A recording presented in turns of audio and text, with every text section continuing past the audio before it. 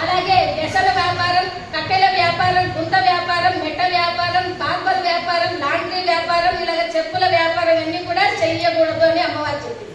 ఎందుకని చేయకూడదు అంటే ఎప్పుడైతే ఈ చూడండి ఈ మాంసం అంటే జీవహింస, మనం చంపకపోయినా వేరే వాళ్ళు చంపినా కూడా వాటిని తీసుకొని వీళ్ళు వ్యాపారం చేయడం వల్ల ఈ మాంసం వ్యాపారం చేసే వారికి సూర్యుని యొక్క వక్ర దృష్టి పడి వాళ్ళకి అనారోగ్యం క్షీణిస్తుంది, వాళ్ళకి పదవి అధికారాలన్నీ కూడా తొలగిపోతాయి, వాళ్ళకి ఆరోగ్యం అంతా తొలగిపోయి అనారోగ్యం వచ్చేస్తుంది. అందువల్ల ఎప్పుడు కూడా మాంస వ్యాపారం చేయకూడదు. ఆ తర్వాత కట్టెల వ్యాపారం. కట్టెలంటే ఏంటి? ఎక్కడి నుంచి వస్తాయి? చెట్లు. వృక్షో రక్షతి రక్షిత అని చెట్లను పెంచాలే కానీ చెట్లను పృంచకూడదు.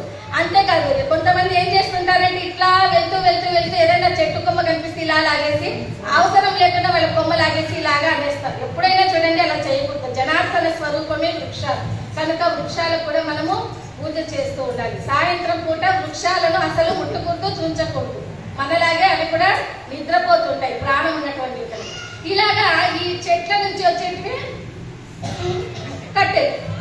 ఈ కట్టెల వ్యాపారం ఎవరైతే చేస్తారో వాళ్ళకి చంద్రుని యొక్క వక్ర దృష్టి పడడం వలన వాళ్ళకి మనశ్శాంతి లేకోకుండా అయిపోతుంది.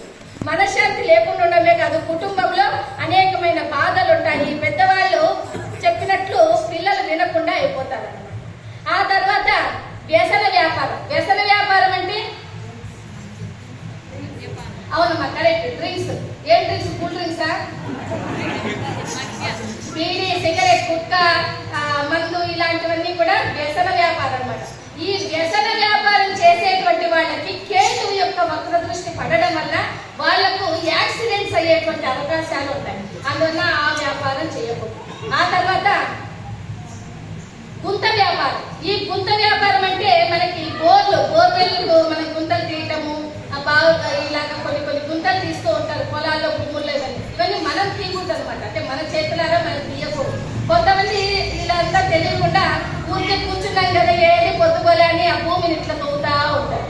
కాబట్టి ఎప్పుడు కూడా అటువంటి పని చేయకూడదు. ఇలాగ గుంతలు తీసే ఈ వ్యాపారం దీని వలన కుజుని యొక్క వక్ర దృష్టి పడుతుంది. కుజుని యొక్క వక్ర దృష్టి పడడంతో శుభకార్యాలు చాలా నిదానం అవుతూ ఉంటాయి. వారికి చాలా సమస్యలు, అంటే పిల్లలు చెప్పినట్లు పెద్దవాళ్ళు వినాల్సి వస్తుంది కానీ పెద్దలు చెప్పినట్లు పిల్లలు వినరన్నమాట. అలాంటి ఇబ్బందులన్నీ ఉంటాయి. ఆ తర్వాత మెట్ట వ్యాపారం. మెట్ట వ్యాపారము అంటే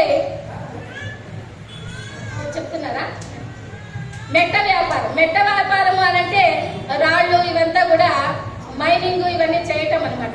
ఇలాంటివి చేయడం వలన రాహు యొక్క వక్ర దృష్టి పడుతుంది. రాహు వక్ర దృష్టి పడడం వల్ల వారికి చంచల బుద్ధి, చపల బుద్ధి. అంటే ఇప్పుడు చెప్పింది ఇంకో గంటకు మాట్లాడు, మళ్ళీ గంటకు వేరే మాట మాట్లాడతారు, రేపు మళ్ళీ ఇంకోటి మాట్లాడతారు, రేపు చెప్పింది మళ్ళీ ఎల్లుండికి ఒప్పుకోరు, అది ఇంకోటి మాట్లాడతారు. ఇలాగా వాళ్ళకి చంచల బుద్ధి ఉంటుంది ఆ వ్యాపారం చేయడం వల్ల. అలాగే చెప్పుల వ్యాపారం చేయడం వల్ల శని యొక్క వక్ర దృష్టి పడుతుంది. శని వక్ర దృష్టి పడింది అంటే వాళ్ళకి ఎప్పుడైనా శని యొక్క వక్ర దృష్టి పడిందంటే వాళ్ళకి ఎడమ కాలికి యాక్సిడెంట్ అవుతుంది.